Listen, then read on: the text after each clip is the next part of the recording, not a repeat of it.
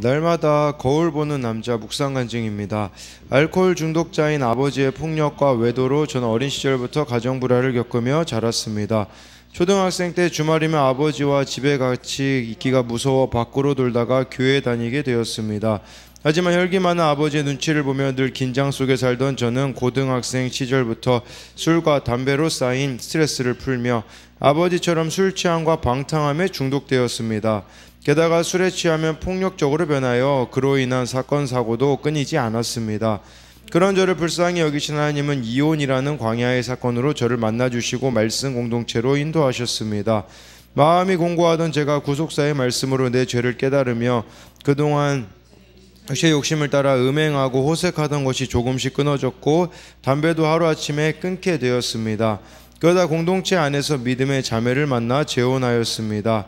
이 모든 일이 제가 노력으로 한 것이 아니기에 믿음 생활을 다시 시작하는 제게 주신 하나님의 선물이라 여기며 감사한 마음이 들었습니다. 그러던 중 재작년 가을부터 고된 육아를 핑계로 술을 마시는 횟수와 양이 점점 늘어나게 되고 급기야는 낮부터 술을 마시는 날이 많아졌습니다. 걱정했던 둘째 아이가 무사히 태어나고 하는 일도 잘 되니 교만한 마음이 들어 육체의 소욕으로 성령을 거스르는 악을 행하면서도 이 정도는 괜찮다며 스스로 합리화했습니다. 그러다 재작년 겨울 길을 가다가 보행로 위에 조금 솟아오른 하수구 덮개에 발이 걸려 넘어지는 사고를 당했습니다. 그러면서 바닥에 얼굴이 심하게 긁히고 코뼈가 부러져 응급실로 실려가 얼굴을 꿰맨 뒤 코뼈 골절 수술을 받았습니다.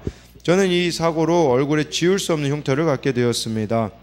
이 상처를 볼 때마다 낙심이 되기도 하지만 브레이크 없이 폭주하던 저의 정욕과 탐심을 주님이 십자가에 못 박아주신 거룩한 흉터임을 깨닫게 되니 오히려 감사합니다. 그리고 젊은 시절 외모를 가꾸고 문란한 생활을 하며 여러 사람에게 상처를 주었던 죄가 생각나 회개하게 됩니다. 그럼에도 저는 여전히 술의 유혹에서 자유롭지 못합니다. 하지만 날마다 거울을 보며 하나님이 너는 내 백성이라고 인쳐주신 흉터를 통해 술 취함과 방탕함을 경계하며 나아가길 소망합니다. 적용하기: 술을 마시는 모임에는 참석하지 않겠습니다.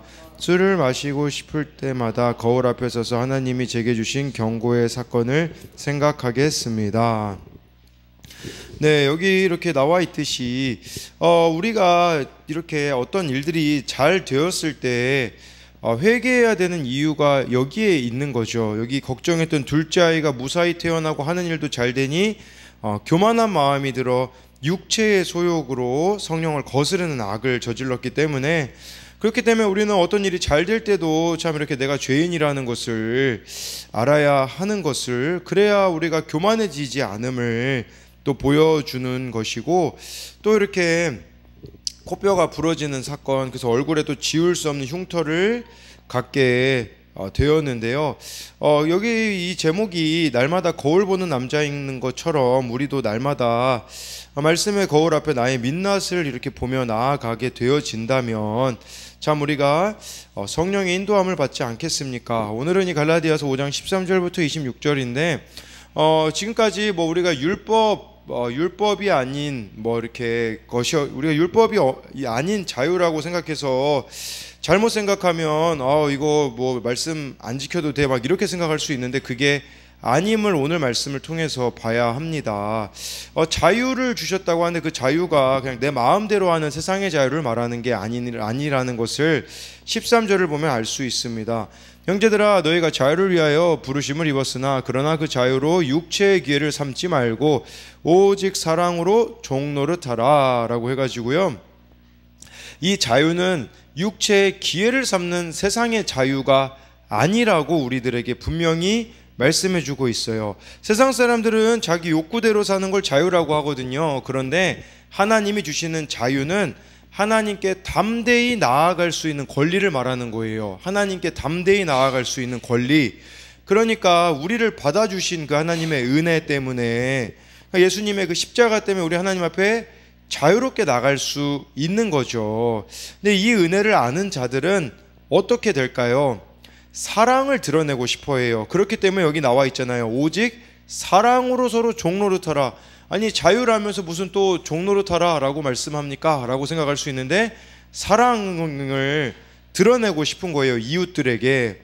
그리고 우리를 위해 자신을 내어주신 예수님의 십자가 사랑을 담고 싶어지는 것이겠죠. 이게 참 자유라는 것을 우리들에게 말씀해주고 있습니다. 그래서 로마서 8장 13절도요 이렇게 말씀해주고 있어요. 너희가 육신대로 살면 반드시 죽을 것이로되. 네, 육신대로 살면 반드시 죽는데요, 어떤 명분이든 참된 삶을 벗어나는 자유는 죽음에 이른다라는 거예요. 바울이 말하는 자유는 하나님을 향해 살아가는 삶, 이 또 갈라디아서에 나와 있는 것처럼 그리스도께서 내 안에 사시는 삶, 믿음으로 성령 받고 그 성령의 인도함을 이끄심을 따라 살아가는 삶이 진정한 자유라는 것을 말씀해 주고 있고요. 그리고요 14절은 율법의 가르침도 이것을 벗어난 것이 아니라고 하고 있어요. 온 율법은 내 이웃 사랑하기를 내 자신과 같이 하라 하신 한 말씀에서 이루어졌나니, 율법의 근본 정신도 사랑에 있다라는 것을 말씀해 주고 있거든요. 하나님 사랑, 이웃 사랑인데 우리가 이렇게 서로 사랑을 하게 되어지면 그 계명을 실천하는 것이고, 우리가 이웃을 내 몸과 같이 사랑하는 거, 이걸 통해서 율법 전체를 실천하는 것과 같다라는 뜻이에요. 근데 지금 이 갈라디아 교회에 들어온 거짓 교사들은 율법이 할례 받는 것이라고 가르쳤거든요. 근데 그게 아니라 율법의 정신은 사랑에 있다라고 이렇게 말씀해주고 있어요. 근데 이것은 로마서 13장 이렇게 10절에도 이렇게 나와 있어요. 로마서 13장 10절에 이거는 제가 그 8절부터 읽어야겠네요. 로마서 13장 8절부터 10절 보면요, 피차 사랑의 빛 외에는 아무에게든지 아무 빛도 지지 말라. 남을 사랑하는 자는 율법을 다 이루었느니라. 남을 사랑하면 율법을 다 이루었다고 바울이 말하고 있고요. 9절에 간음하지 말라, 살인하지 말라, 도둑질하지 말라, 탐내지 말라 한 것과 그 외에 다른 계명이 있을지라도 내 이웃을 내 자신과 같이 사랑하라 하신 그 말씀 가운데 다 들었느니라. 사랑은 이웃에게 악을 행하지 아니하나니 그러므로 사랑은 율법의 완성이니라. 그러니까 이 율법을 다 지키는 것은 사랑에 있다라고 분명히 바울이 가르쳐주고 있는 거예요. 그러니까 하나님 사랑, 이웃 사랑, 이 균형이 결국은 율법 모든 것을 다 지키는 것임을, 할례 받는 것이 아니라 사랑이라고 우리들에게 가르쳐주고 있습니다. 그러니까 여기 그러면서 근데 문제는 뭐냐면 진짜 이 율법을 만약에 갈라디아 교회 성도들이 제대로 지켰다면 서로 사랑해야겠죠. 근데 그들은 어떤 모습을 보이고 있냐면 15절에 보니까 만일 서로 물고 먹으면 피차 멸망할까 조심하라. 여기서 이게 2인칭 복수로 쓰였거든요. 다수가 지금 이렇게 하고 있다라는 뜻이에요. 여기서 무는 것은 꽉 물어버리는 거, 먹는 것은 개걸스럽게 집어삼키는 거거든요. 이 둘 다 동물적인 행위를 지칭하는 거예요.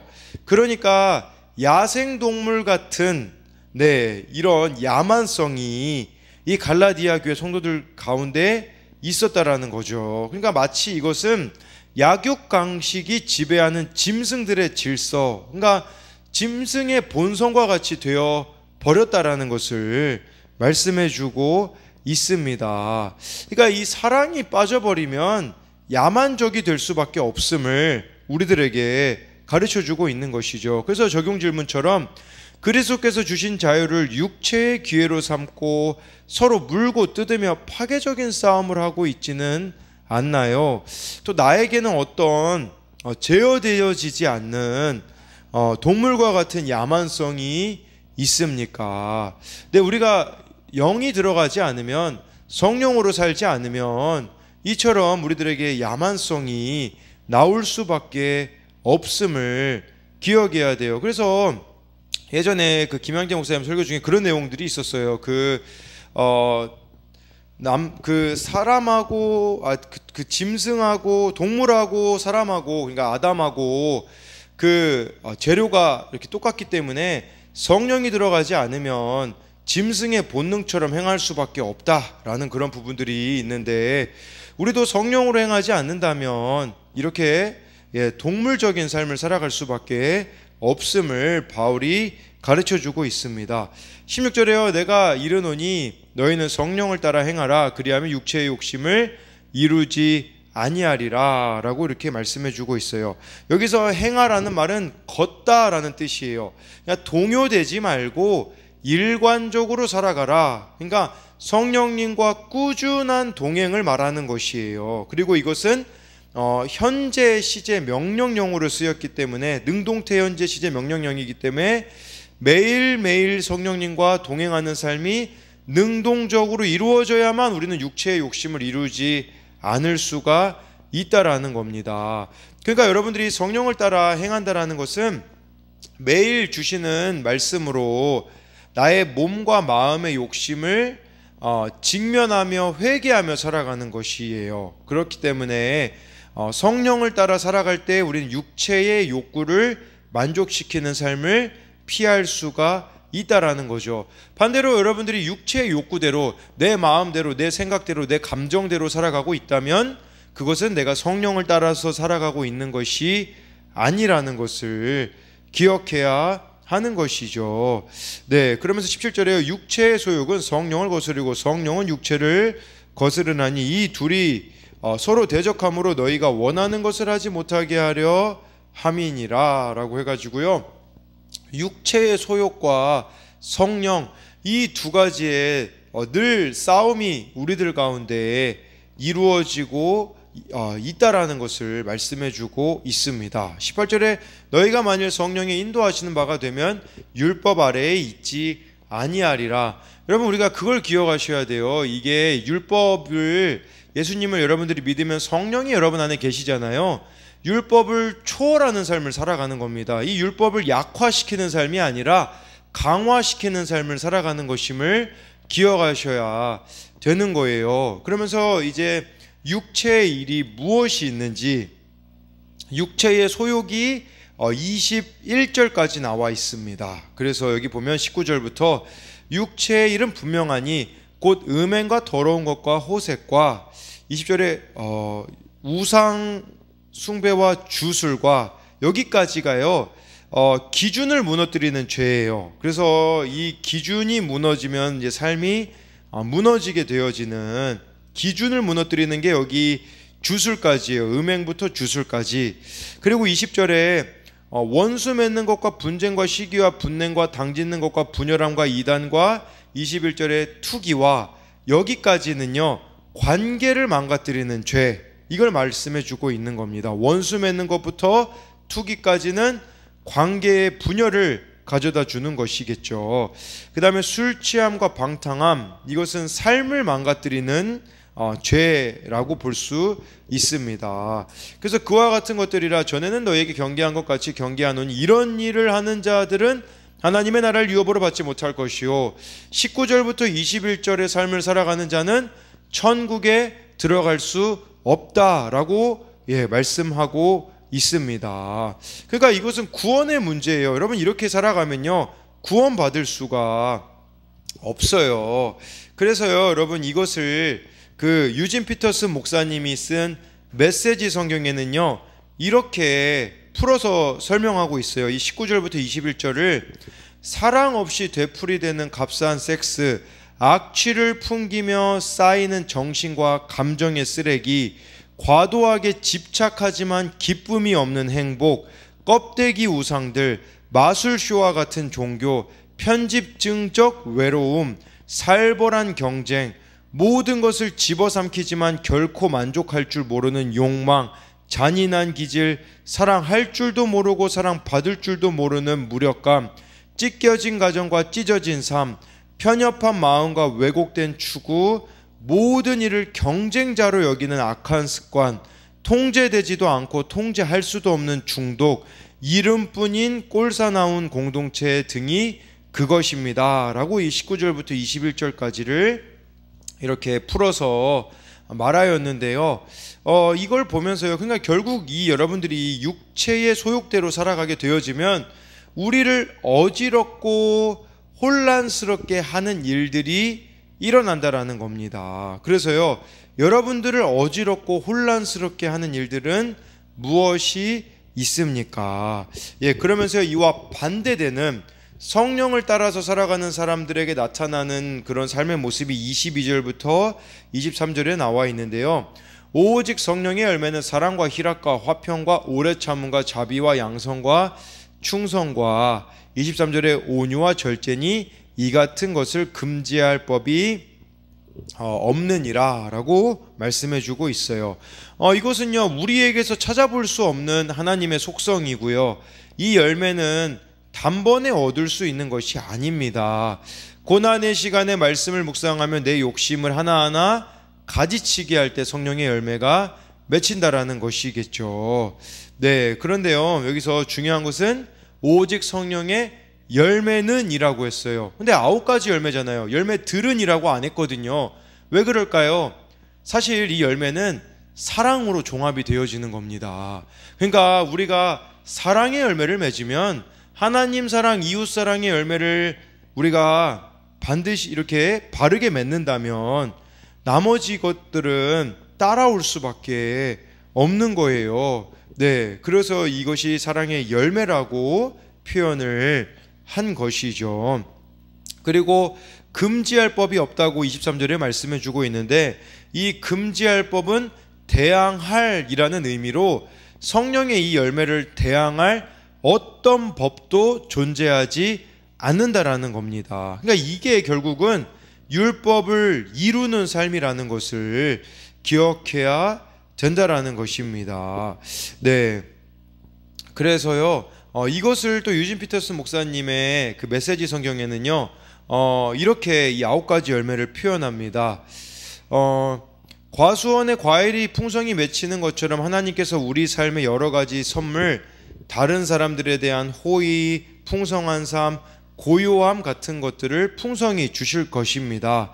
또한 우리는 끝까지 견디는 마음과 긍휼히 여기는 마음과 사물과 사람 속에 기본적인 거룩함이 스며들어 있다는 확신을 갖게 될 것입니다. 우리는 충성스럽게 헌신하고 우리가 살아가는 방식을 강요하지 않으며 우리의 에너지를 슬기롭게 모으고 관리할 수 있을 것입니다 라고 이렇게 이 9가지 열매를 표현했는데, 적용 질문으로는 여러분들은 이 두 부류의 인생 중에 어디에 더 가깝습니까? 이 육체의 소욕을 행하는 것인지 성령의 열매를 맺는 것인지 어느 부류에 더 가까운지를 여러분들이 한번 이 말씀을 통해 돌아봐야 되는 것입니다. 24절에 그리스도 예수의 사람들은 육체와 함께 그 정욕과 탐심을 십자가에 못 박았느니라 라고 해가지고요, 우리가 이 육체의 소욕과 성령이 싸움이 계속되는데 승리하려면 이미 승리하신 예수 그리스도의 십자가에 내 육체를 못 박아야 된다라는 거예요. 이것은 한 번의 승리로 끝나는 게 아니라 평생에 걸쳐서 해야 되는 것이겠죠. 날마다 말씀 속에서 내 죄와 부족함을 보고 구원을 위해 십자가 지는 적용을 할 때 나의 정욕과 탐심을 십자가에 못 박을 수 있는 거예요.